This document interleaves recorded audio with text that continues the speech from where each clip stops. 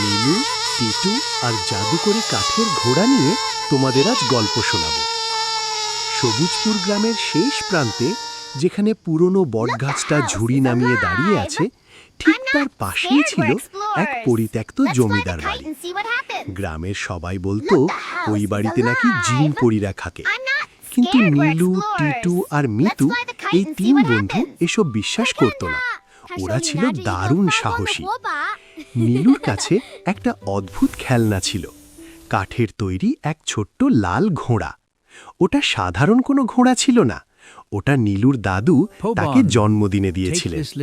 দাদু বলেছিলেন এই ঘোড়ার নাম পবন, ও শুধু খেলনা নয়, বিপদের বন্ধু।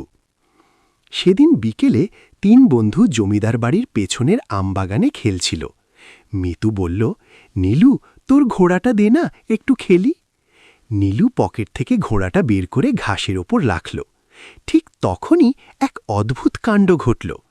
হঠাৎ বাতাস বন্ধ হয়ে গেল, চারপাশ একদম নিস্তব্ধ।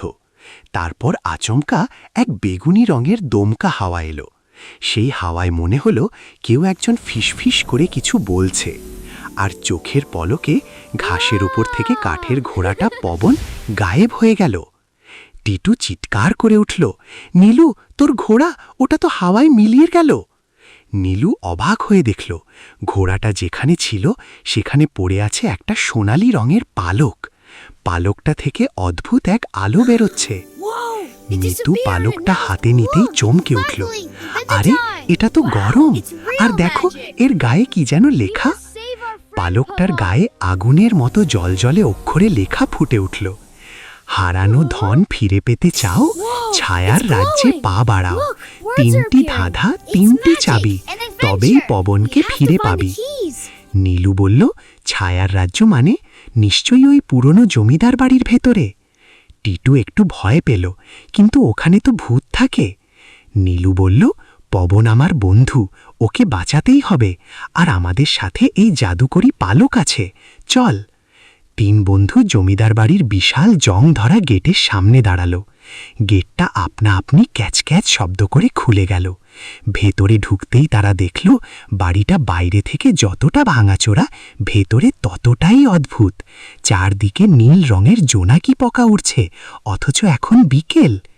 তারা বাড়ির উঠোনে আসতেই এক বিশাল পাথরের মূর্তি তাদের পথ আটকে দাঁড়ালো। মূর্তিটা ছিল এক সিংহের। হঠাৎ সিংহের পাথরের চোখ দুটো জ্বলে উঠল। গম্ভীর গলায় মূর্তি কথা বলে উঠল, থামো, সামনে এগোতে হলে আমার ধাঁধার উত্তর দাও, ভুল করলে পাথর হয়ে যাবে তোমরা। টিটু ভয়ে মিতুর পেছনে লুকালো। নীলু সাহস করে বলল, জিজ্ঞেস করুন সিংহমশাই।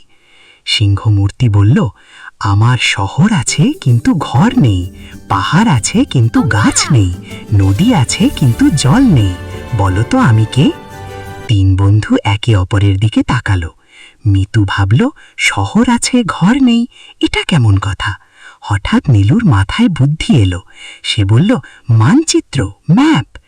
সিংহমূর্তিটি বিকট শব্দে হেসে উঠল, সঠিক উত্তর। সঙ্গে সঙ্গে মূর্তির মুখ থেকে একটা রূপালী চাবি বেরিয়ে এলো। নীলু চাবিটা নিতেই মূর্তিটা সরে গিয়ে একটা গোপন দরজা খুলে দিল। পর্ব 4, আয়না মহল ও দ্বিতীয় ধাঁধা। দরজা দিয়ে তারা ঢুকলো এক বিশাল ঘরে। ঘরটা আয়না দিয়ে মোড়ানো, কিন্তু অদ্ভুত ব্যাপার হলো আয়নায় তাদের নিজেদের চেহারা দেখা যাচ্ছে না, তার বদলে দেখা যাচ্ছে অন্য কিছু। নীলুর আয়নায় দেখা যাচ্ছে সে রাজকীয় পোশাকে, টিটুর আয়নায় দেখা যাচ্ছে সে উড়ছে, আর মিতুর আয়নায় দেখা যাচ্ছে সে পানির নিচে সাঁতার কাটছে। হঠাৎ ঘরের মাঝখানে শূন্যে ভেসে উঠল এক ছায়ার কায়া। ছায়াটি বলল, দ্বিতীয় চাবি পেতে হলে দ্বিতীয় ধাঁধার উত্তর দাও। ছায়াটি প্রশ্ন করল, আমি তোমাকে দেখি কিন্তু তুমি আমাকে ধরতে পারো না, আলো থাকলে আমি থাকি, অন্ধকার হলে মিলিয়ে যাই, আমি তোমার সাথে হাঁটি কিন্তু আমার পায়ের শব্দ নেই, আমি কে? টিটু এবার লাফিয়ে উঠল। সে বলল, এটা তো খুব সহজ, এটা আমি জানি। নীলু বলল, বল টিটু। টিটু বলল, ছায়া, শ্যাডো। ছায়ার কায়াটি খুশি হয়ে বলল, সাবাস ছোট্ট বন্ধু। সাথে সাথে ওপর থেকে একটা সোনালি চাবি পড়ল, আর আয়নাগুলো সরে গিয়ে একটা সুড়ঙ্গ পথ তৈরি হলো। সুড়ঙ্গ দিয়ে তারা পৌঁছলো বাড়ির পেছনের এক জাদুকরি বাগানে। এই বাগানটা তারা আগে কখনো দেখেনি। এখানে গাছের পাতাগুলো কাচের মতো স্বচ্ছ, আর ফুলগুলো থেকে গানের সুর বেরোচ্ছে। বাগানের ঠিক মাঝখানে একটা বিশাল ব্যাঙের ছাতা, তার নিচে একটা কাচের বাক্সে বন্দি হয়ে আছে নীলুর কাঠের ঘোড়া পবন। ঘোড়াটা ছটফট করছে যেন সে জীবিত।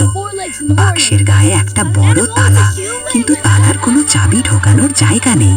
সেখানে লেখা আছে তৃতীয় ধাঁধা। লেখাটি পড়ল মিতু।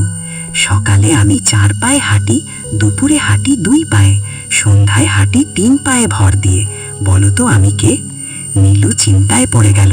টিটু বলল, কোন প্রাণী সকালে 4 পায়ে হাঁটে? হঠাৎ মিতু ফেঁসে বলল, এটা কোনো প্রাণী না, এটা মানুষ। নীলু অবাক হয়ে বলল, মানুষ? মিতু বুঝিয়ে দিল, হ্যাঁ, ছোটবেলায় মানুষ হামাগুড়ি দেয় 4 পা, বড় হলে 2 পায়ে হাঁটে, আর বুড়ো হলে লাঠি নিয়ে হাঁটে 3 পা। যেই না মিতু উত্তরটা দিল, আকাশ থেকে একটা রামধনু রঙের চাবি ভেসে এসে নীলুর হাতে পড়ল। নীলু দৌড়ে গিয়ে কাঁচের বাক্সে 3টি চাবি, রূপালী, সোনালী ও রামধনু ছোঁয়ালো। ঝনঝন শব্দে বাক্সটা ভেঙে গেল। কাঠের ঘোড়াটা বেরিয়ে এলো। কিন্তু একই, বেরিয়েই ঘোড়াটা আর কাঠের রইল না, ওটা জ্যান্ত হয়ে গেল। সাদা রঙের এক ছোট্ট পঙ্খিরাজ ঘোড়া হয়ে গেল, যার পিঠে 2টো ডানা। ঘোড়াটা বলল, ধন্যবাদ বন্ধুরা, আমি এক শাপগ্রস্ত রাজকুমার ছিলাম। দুষ্টু জাদুকর আমাকে কাঠের ঘোড়া বানিয়ে রেখেছিল। তোমাদের বুদ্ধির জোরে আজ আমি মুক্তি পেলাম। নীলু, টিটু আর মিতু তো অবাক। ঘোড়াটা বলল, চলো তোমাদের বাড়ি পৌঁছে দিই। 3 বন্ধু ঘোড়ার পিঠে উঠল। ঘোড়াটা ডানা মেলে আকাশে উড়াল দিল। নিচে গ্রাম, নদী আর সেই পুরনো জমিদার বাড়ি সব ছোট হতে লাগলো। তারা যখন বাড়ির উঠোনে নামলো, তখন সন্ধে হয়ে গেছে। ঘোড়াটা আবার সেই ছোট্ট কাঠের খেলনা হয়ে নীলুর পকেটে ঢুকে গেল। টিটু বলল, নীলু, এটা কি স্বপ্ন ছিল? নীলু পকেটে হাত দিয়ে দেখল কাঠের ঘোড়াটা গরম, আর তার গায়ে এখনো সেই সোনালী পালকটা লেগে আছে। নীলু হাসল। সে বুঝল, বন্ধু থাকলে আর সাহস থাকলে জাদুকরি দুনিয়াও জয় করা যায়।